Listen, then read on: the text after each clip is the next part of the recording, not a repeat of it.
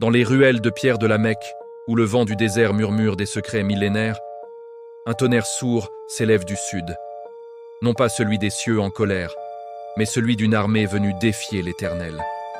Une horde d'éléphants et de guerriers assoiffés d'envie, prêts à raser la maison d'Allah pour un profit éphémère. Qui était Abraha al-Ashram? Ce gouverneur yéménite, dont le cœur noirci par l'orgueil, osa lever la main contre la Kaaba. Et comment des oiseaux minuscules, porteurs de pierres cuites au four divin, ont-ils brisé son empire comme un fétu de paille?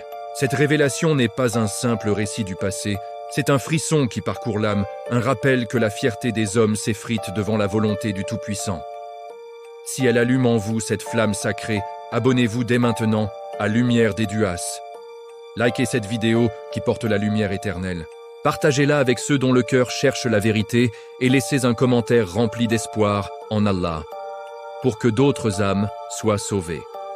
Ne ratez pas nos prochaines histoires qui illumineront vos nuits et guideront vos pas.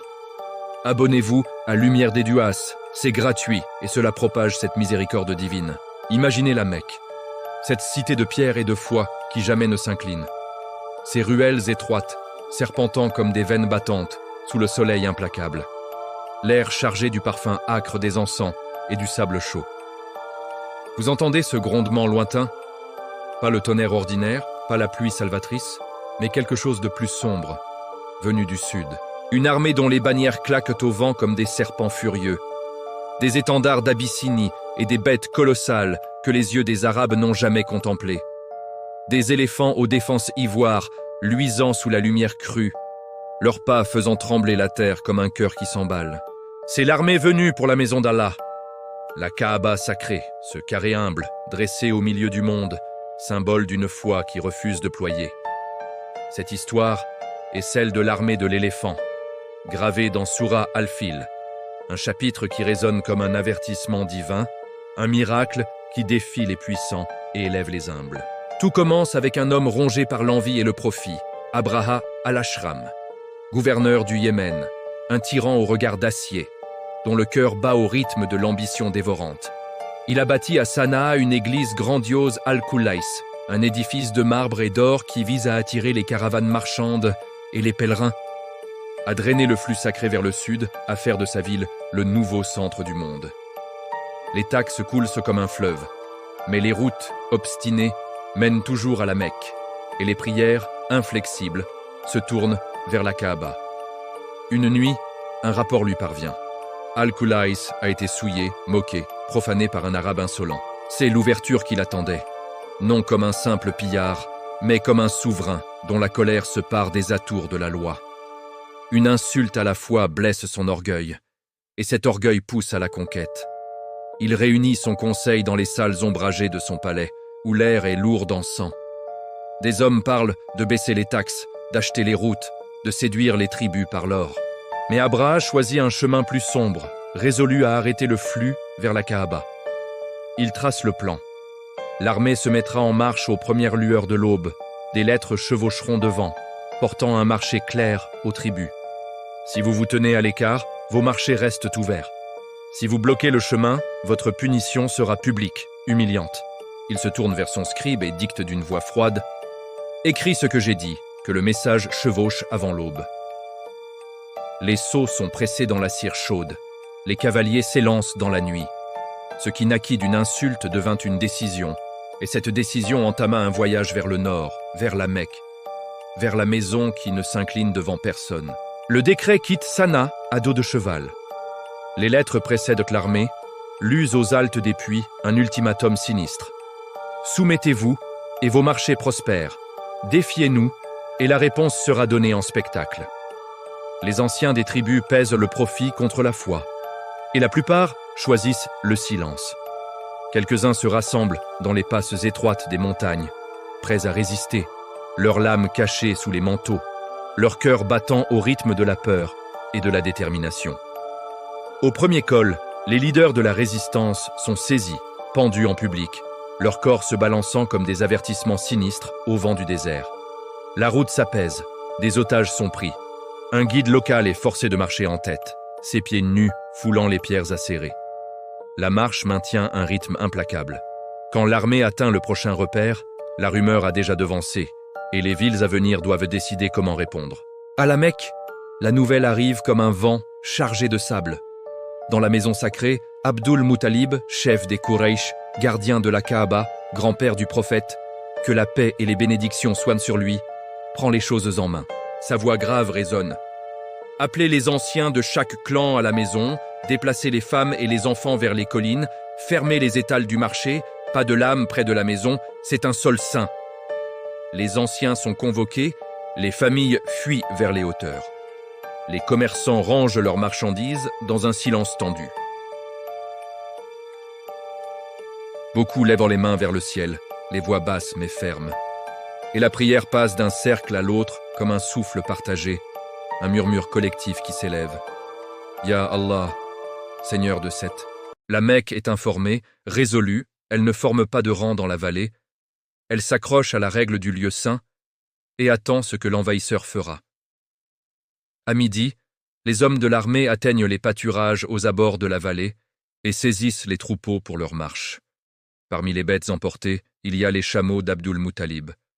La nouvelle parvient vite à la maison, les bergers accourent, essoufflés, le visage marqué par la poussière.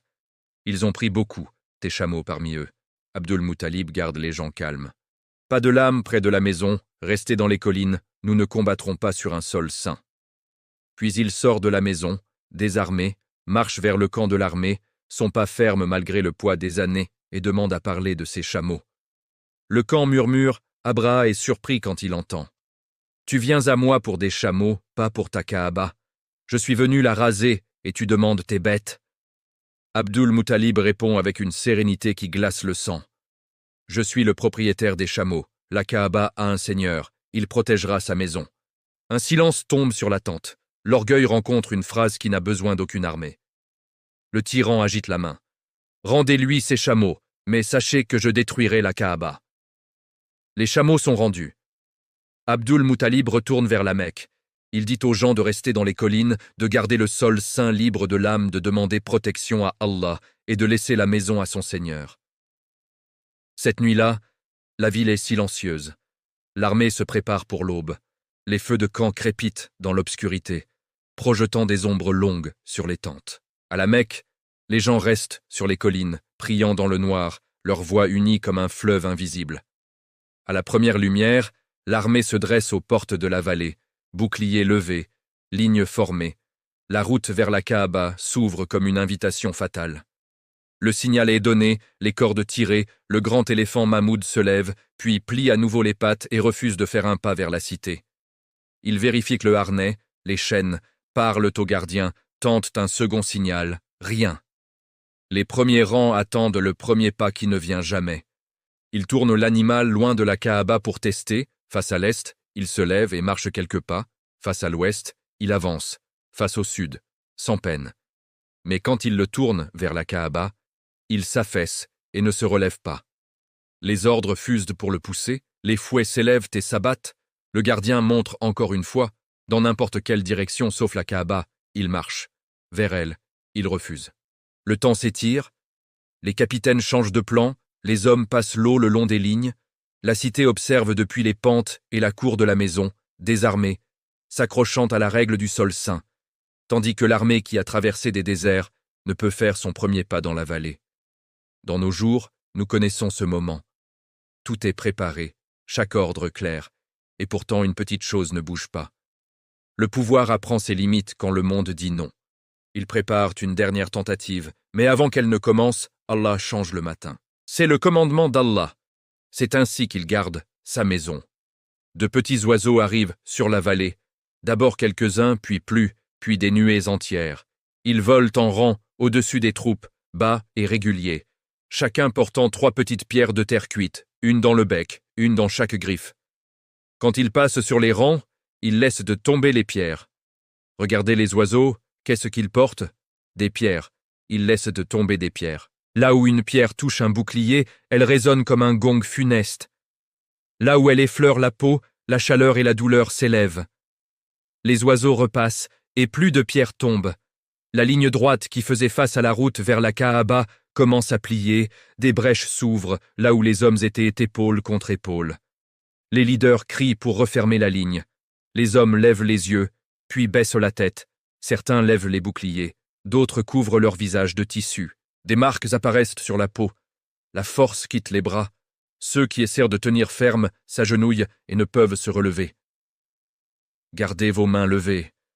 Le Seigneur de cette maison la gardera, murmurent les prières depuis les collines. Aucune épée ne sort de la Mecque, aucune lance des hauteurs. Les gens restent en prière, gardant le sol saint libre de l'âme. Allah envoie l'aide. Les oiseaux passent une fois de plus et lâchent ce qu'ils portent. Le front ne tient plus comme un seul front, les voies pour l'ordre s'affaiblissent, les hommes reculent des endroits où les pierres tombent. C'est ainsi qu'Allah traita les gens de l'éléphant, par de petites pierres sur de petites ailes. Quand les oiseaux s'éloignent, le chant ne ressemble plus à ce qu'il était à l'aube. Quand les pierres s'arrêtent, la ligne a disparu. Beaucoup tombent là où ils se tenaient. Ceux qui se tournent vers le sud tombent sur la route. Il n'y a pas de poursuite de la Mecque, pas de lame des collines, non par épée, non par lance, mais par le commandement d'Allah. Les rapports de ce jour disent que la plupart moururent sur place, les autres sur le chemin du retour. Certains s'effondrèrent au premier col au-delà de la vallée. D'autres atteignirent le prochain puits et ne purent boire, peu allèrent plus loin, et aucun ne revint entier. Quant à Abraha, le mal ne le quitta pas. Des témoins dirent que des plaies se répandirent, là où les pierres avaient frappé son corps, s'affaiblit morceau par morceau, les doigts faillirent, la chair se détacha, et l'homme qui était parti dans l'orgueil dut être porté à chaque halte, sa force diminuant à chaque pas. Il donna des ordres courts, puis plus rien. Près de Sana, sa poitrine céda, et il mourut dans un état lamentable, loin de la maison qu'il avait juré de raser. Aucune épée ne fut tirée à la Mecque. Les gens remercièrent Allah et gardèrent le sol saint libre de combat. La Kaaba resta gardée par son Seigneur. Quand la vallée s'apaisa et que la fumée de la peur se dissipa, les gens descendirent des collines, les étals s'ouvrirent à nouveau, l'eau fut partagée, les remerciements s'élevèrent à la Kaaba. L'histoire de l'armée commença à s'effacer en murmures, et une autre histoire naquit dans les mêmes rues, la même année, l'année de l'éléphant. Un enfant naquit à la Mecque, un enfant de la lignée d'Ibrahim par Ismaïl, un enfant de Banu Hashim, un enfant dont le père était passé avant de voir la lumière et dont la mère Amina bint Wahab le tenait serré contre elle. La nouvelle parvint à son grand-père, Abdul Muttalib, gardien de la Kaaba. Il vint voir le nouveau-né et choisit un nom. Ils demandèrent « Comment l'appelleras-tu » Il répondit une fois puis une autre pour que tous entendent « Muhammad, Muhammad » afin qu'il soit loué parmi les gens sur terre. La cité se souvint de cette année pour deux choses. La maison fut protégée et un enfant nommé Muhammad naquit. Il resta avec sa mère sous les soins et l'amour de son grand-père. La vie à la Mecque reprit ses marchés et ses puits, et les gens gardèrent le souvenir de cette année par le nom qu'ils lui donnèrent, Am al-Fal, l'année de l'éléphant.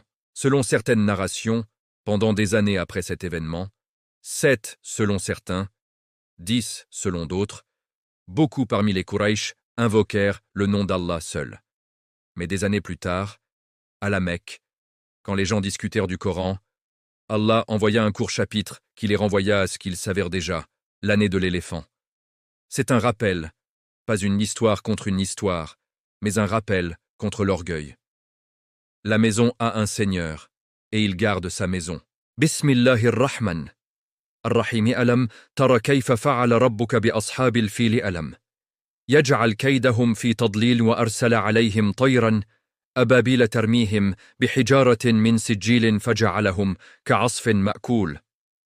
Vous avez entendu la sourate, maintenant prenez ces leçons. La vallée de cette histoire est loin de nous, mais son chemin atteint notre rue. Que demande Soura Al-Fil maintenant? C'est la première vérité qu'elle presse sur le cœur. La Kaaba n'est pas ordinaire. Allah a honoré cette maison. Quiconque garde son respect est élevé. Quiconque franchit sa ligne est abaissé. Et la façon dont nous traitons ce qu'Allah a rendu sacré montre ce que nous pensons d'Allah. Gardez l'honneur de la Kaaba quand vous la visitez. Gardez les autres sanctuaires qu'il a tracés autour de vous chaque jour. Le temps de la prière, les droits des gens, le commerce honnête, les trusts familiaux. C'est un signe avant une mission. Dans la même année, Allah protégea la Kaaba. Un enfant naquit à la Mecque, Muhammad, sallallahu alayhi wa sallam, miséricorde avant le message, protection avant l'appel. Se souvenir de cela nous garde reconnaissants, non orgueilleux. C'est le pouvoir sans artifice. Allah n'a besoin d'aucun moyen, il brisa l'orgueil avec de petits oiseaux et de petites pierres. Si les oiseaux suffirent, qu'en est-il des anges? Ce qu'il veut, se tient. Ce qu'il ne veut pas, ne se tient pas. Alors, ne vénérez pas vos plans, planifiez oui, mais inclinez le cœur vers celui qui retourne les plans. Et si vous ne gardez qu'une ligne de cette histoire pour votre jour, gardez la ligne du grand-père du prophète, sallallahu alayhi wa sallam, dans l'attente, droite, équilibrée, complète. Je suis le propriétaire des chameaux. La Kaaba a un seigneur. Dites-la avant une réunion, avant un examen, avant de répondre dans la colère. Faites ce qui est vôtre et confiez le reste à Allah. Avez-vous vu, ô prophète, comment votre Seigneur a traité l'armée de l'éléphant? N'a-t-il pas rendu vain leur stratagème? Car il envoya contre eux des nuées d'oiseaux qui les lapidèrent de pierres d'argile cuites, les laissant comme de la paille mâchée. Si cette histoire a touché votre âme, si elle a réveillé en vous cette lumière qui guide vers la soumission, alors abonnez-vous à Lumière des Duas sans tarder. Likez pour que cette vérité se propage. Partagez avec vos proches pour qu'ils sentent ce frisson divin. Et laissez un commentaire d'espoir en Allah, un dua qui élève les cœurs. Abonnez-vous maintenant pour ne pas rater d'autres histoires comme celle-ci, qui sauvent les âmes et tournent les cœurs vers lui, des récits qui illuminent les ténèbres de la vie moderne. Abonnez-vous à Lumière des Duas, c'est le chemin vers la paix éternelle. Likez, partagez, commentez, et que cette lumière ne s'éteigne jamais dans vos vies.